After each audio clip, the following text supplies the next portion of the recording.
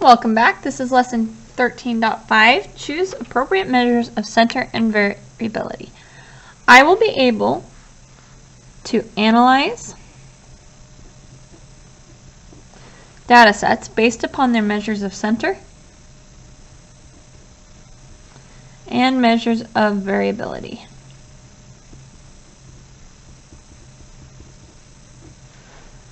To make decisions about how to best generalize the data.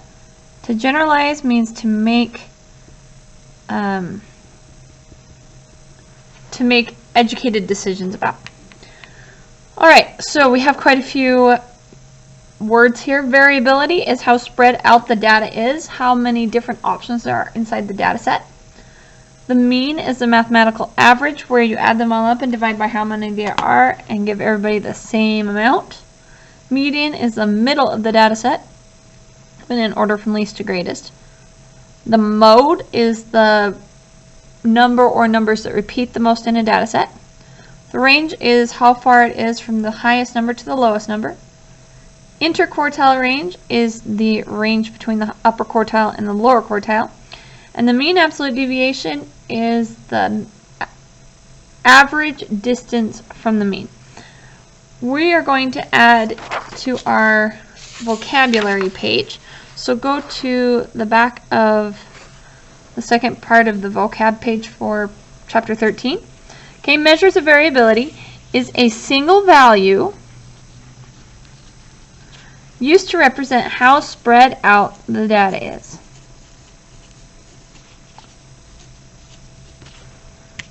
So how spread out data is across a data set. Three of those measures are range, interquartile range,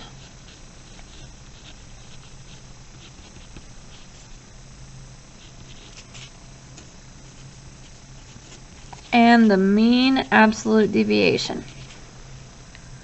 Measures of center, on the other hand, is a single value used to summarize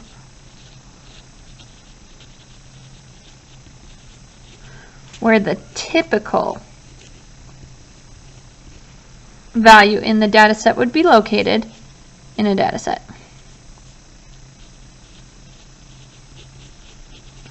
Three of those measures are mean, median, and mode.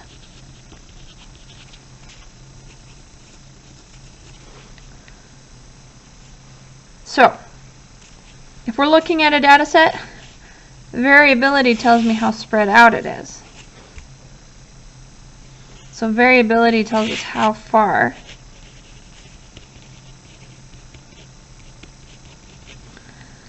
And the mean, median, and mode are measures of center. It's kind of like a target. So where the average one would be located.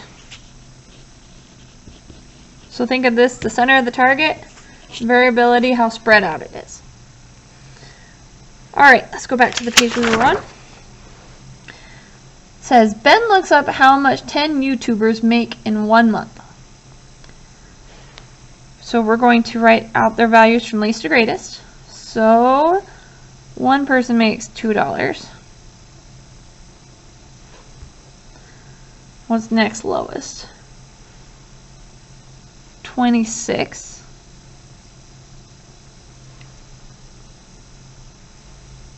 What's after 26? 28.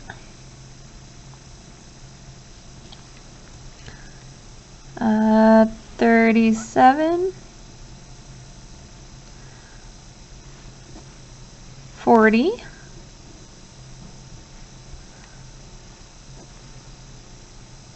94.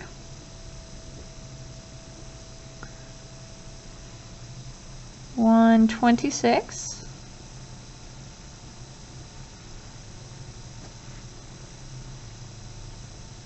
198,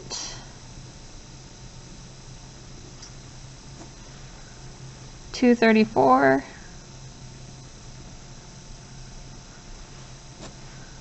and 1,243. All right, so we're going to find all of these measures. Let's first find our measures of center. Let's find our mean. So we're going to add them all up, divide by how many there are. So So 2 plus 26 plus 28 plus 37 plus 40 plus 94 plus 126 plus 198 plus 234 plus 1,243, and then we're going to divide that all by 10 and get our mean.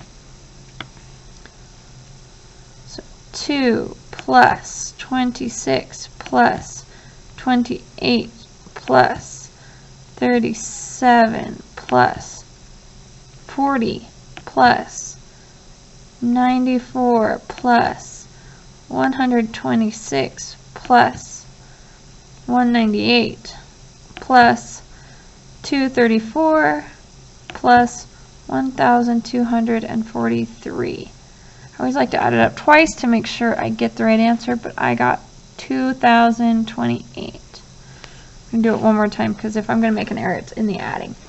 So 2 plus 26 plus 28 plus 37 plus 40 plus 94 plus 126 plus 198 plus 234 plus 1,243.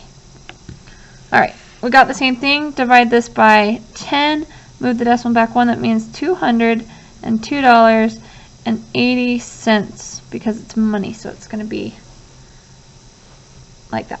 Alright, we have our mean, our median. Okay, our median is the middle number in order from least to greatest, which we've already ordered them. So the middle would be found here. So I got to add 40 and 94 together, then divide by 2 because they're fighting over that middle position. So 40 plus 94 equals, divide by 2, I get $67.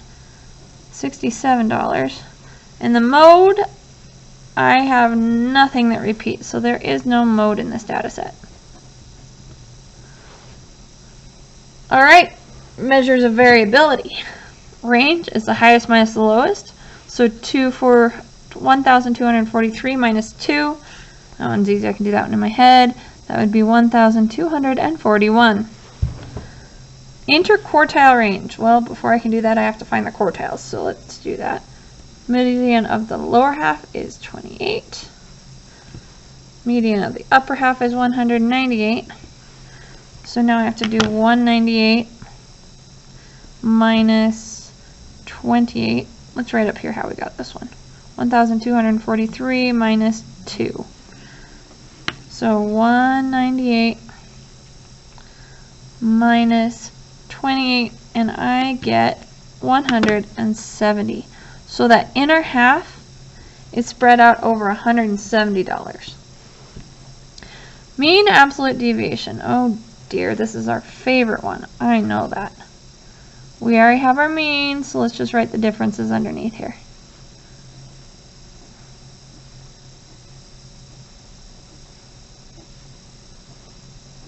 So differences from the mean.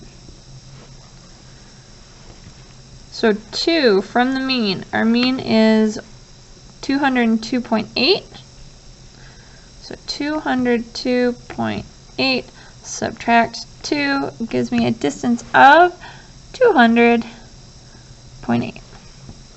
Same thing here, 202.8 subtract 26.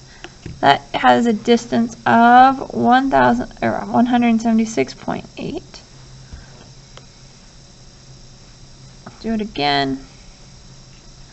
202.8 subtract 28 equals 174.8. 202.8 minus 37, 165.8. 202.8 subtract 40. That number is 162.8 from the mean. 202.8 subtract 94. That one is 108.8 from the mean.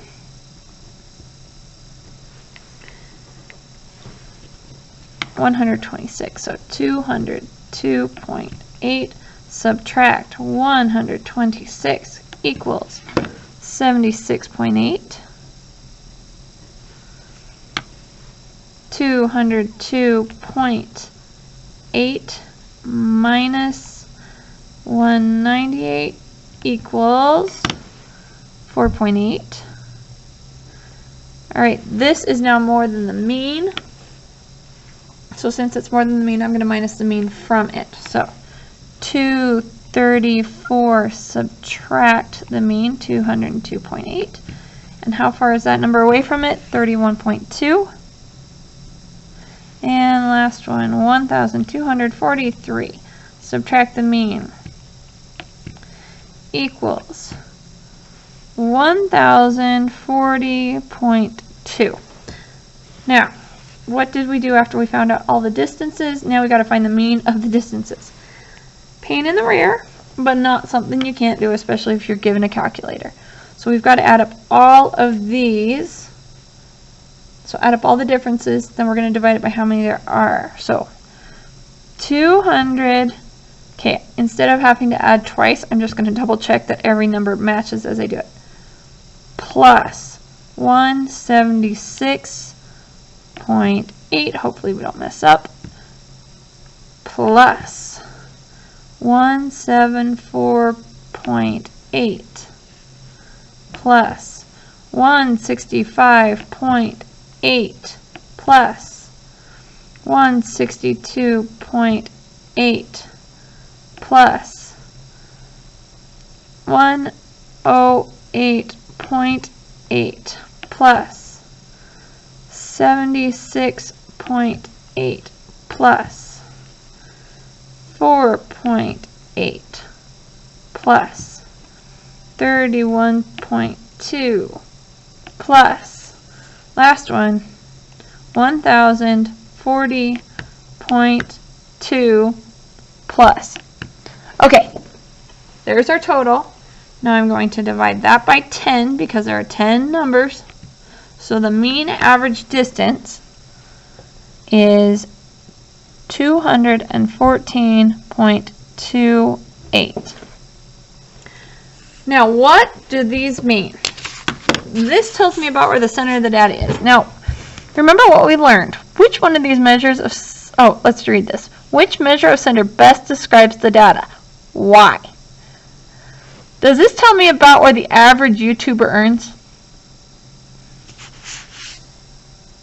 Looking at those numbers, do you see a lot of people that earn up around 202.8? I see two that are in that ballpark, one that's way above, and a bunch that are much lower than that. That tells me this outlier is throwing it off. There is no mode, so that one's not going to be useful. So the median is going to be most useful because there's an outlier. So the median is most accurate. Median is most accurate.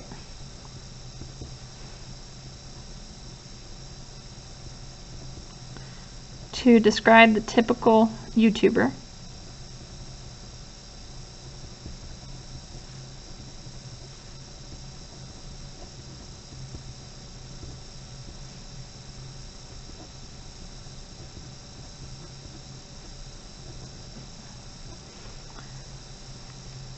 Because there is an outlier.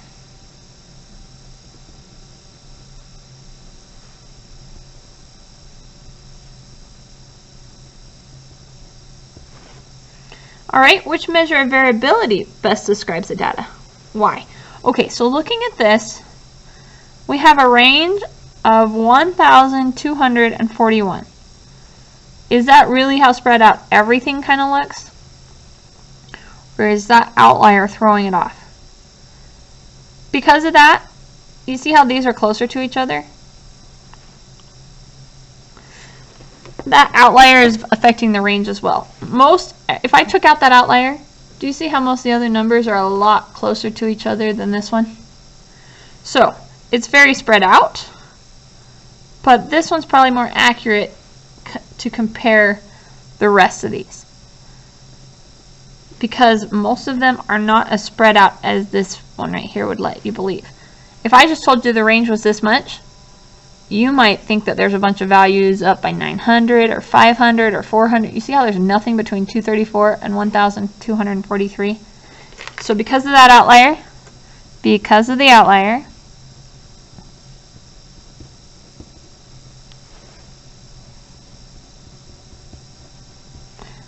the inner quartile range, or IQR, is a better description.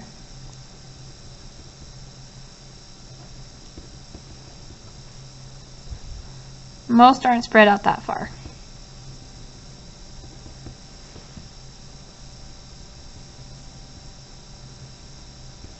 As far as the range suggests. Let's do that.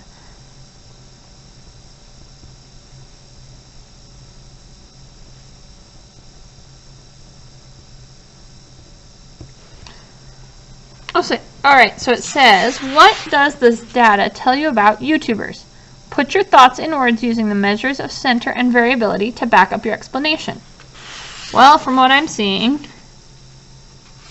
that most YouTubers are in less than $200 a month.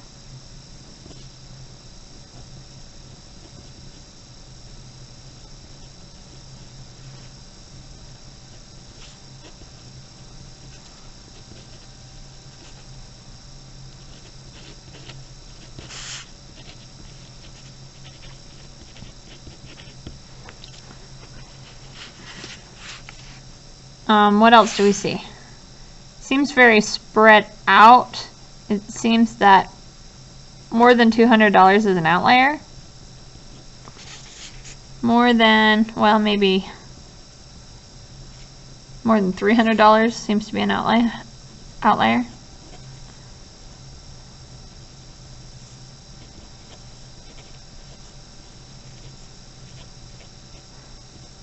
Okay, also remember how we described data?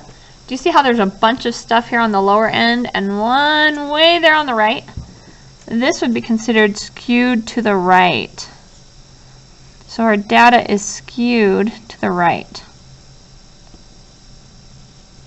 meaning there's very little on the right.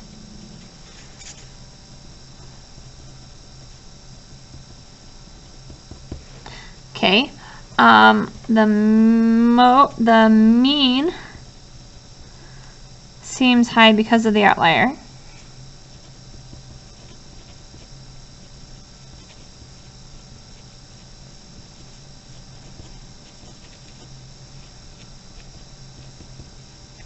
So what I would say is the average YouTuber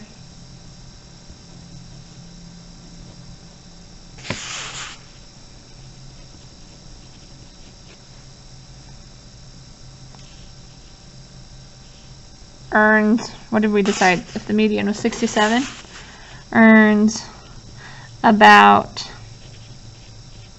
$67 per month. And